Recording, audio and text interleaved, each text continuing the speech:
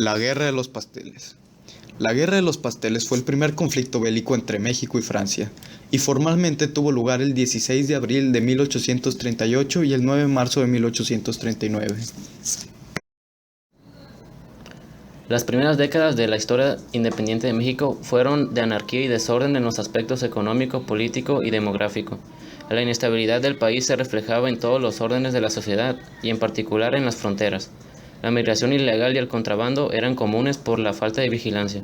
Debido a esto y muchos problemas, México estaba expuesto a los países extranjeros, dispuestos a intervenir cuando lo consideraran oportuno. A partir de la consumación de la independencia en 1821, los franceses, que profesaban la misma religión y además pertenecían a una cultura que influía grandemente en la mexicana, pudieron radicarse en el país, consagrándose al comercio, la pequeña industria, el artesanado e ingresando al Ejército Nacional. En 1827 se había celebrado un convenio con Francia bajo el nombre de Declaraciones Provisionales, que sentaban las bases para el futuro arreglo de las relaciones entre ambos países. La colonia francesa era próspera y bien vista cuando Francia reconoció en 1830 la independencia y en el momento en el que se firmaron los acuerdos comerciales de 1831 y 1832, que otorgaba a la nación francesa y sus ciudadanos el tratamiento de nación más favorecida. Las rebeliones ocurridas en las primeras décadas afectaron tanto a los mexicanos y extranjeros, al igual que los préstamos forzosos que el gobierno impuso a la población para salir de sus apuros económicos. De esos hechos, y a través del barón de Faudis, embajador de Francia, los comerciantes franceses avecinados en México enviaron una serie de reclamaciones, que fueron recibidas en París con alarma. Entre esas reclamaciones se encontraba la del señor Remontel, dueño de una pastelería en Tacubaya, el cual exigía ser indemnizado. Ese fue el motivo por el que el pueblo mexicano nombró a la siguiente guerra como la Guerra de los Pasteles. Actualmente hay dos versiones de por qué se inició la Guerra de los Pasteles, y son las siguientes. La primera versión es la siguiente. Baguette, baguette Tour Eiffel, croissant. Oui, baguette, Tour Eiffel, baguette, croissant, baguette, Tour Eiffel, baguette,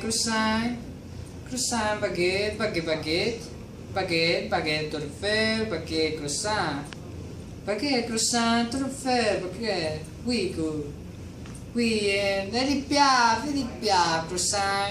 Edith Piaf, croissant, Tour Eiffel, oui, baguette, no Ferrari, baguette, Edith Piaf, no Colosseum, Tour Eiffel, baguette, Edith Piaf, baguette, Tour Eiffel. Y la otra versión que fue la siguiente. Tour Eiffel, baguette, croissant, Tour Eiffel, baguette, oui, baguette, Tour Eiffel, oui, ça. Tour Eiffel, baguette, croissant, Tour Eiffel, baguette, no Ferrari, no Colosseum, no Ferrari, no baguette, croissant, Tour Eiffel, baguette, oui, Edith Piaf, and Tour Eiffel,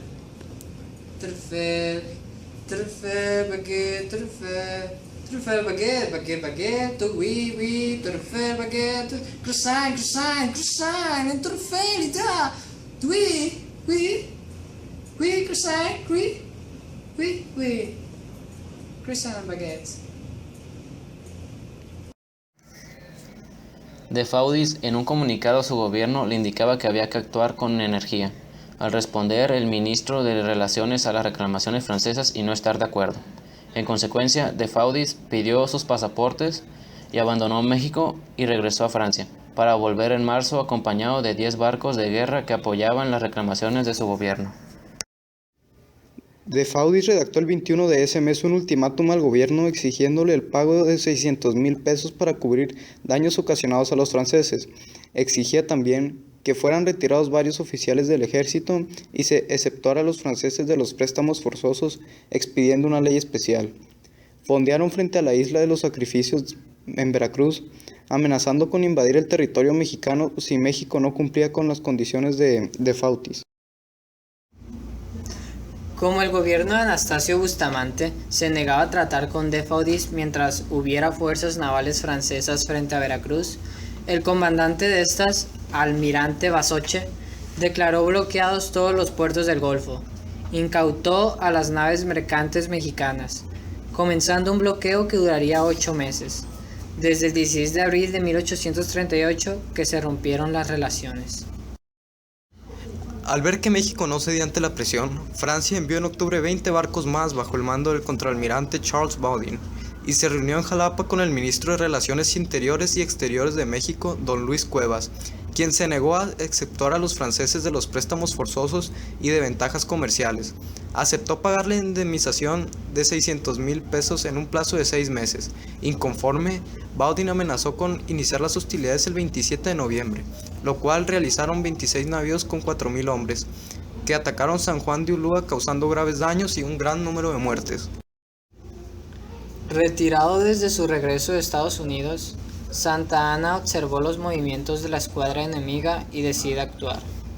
Se entrevistó con Rincón y ante la grave situación aceptó el consejo de los oficiales de rendir fortaleza.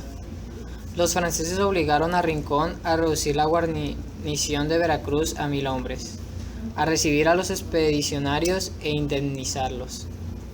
El Congreso desautorizó a Rincón y nombró a Santa Anna defensor de Veracruz. Este llamó a Mariano Arista, quien fue hecho prisionero al ser sorprendidos por los franceses, mientras Santa Anna logra escapar. Las tropas francesas atacaron varios puntos fuertes y cuando se retiraban, Santa Anna, que había recibido refuerzos, intentó atacar en el muelle contra el almirante Baudin, las cuales contraatacaron utilizando un cañón que mató al caballo de Santa Anna, destrozándole a este la pierna izquierda, forzando al Ejército Nacional a abandonar Veracruz. Este hecho provocó en la capital descontento, culpándose al presidente Bustamante de esos hechos. Dato curioso de México. La pierna amputada de Santa Anna fue llevada a toda Ciudad de México. Finalmente fue enterrada con honores. En 1847, entre la guerra de Estados Unidos y México, robaron la pierna y ahora está en el Museo Militar del Estado de Illinois.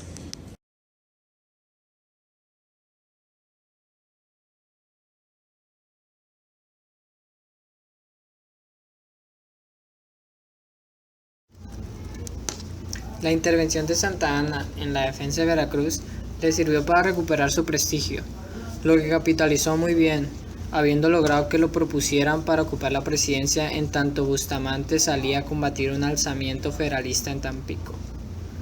Como presidente interino, Santa Anna se dio cuenta de que resultaba conveniente llegar a un arreglo con Francia, ya que Baudin había levantado el bloqueo de los puertos controlados por los federalistas.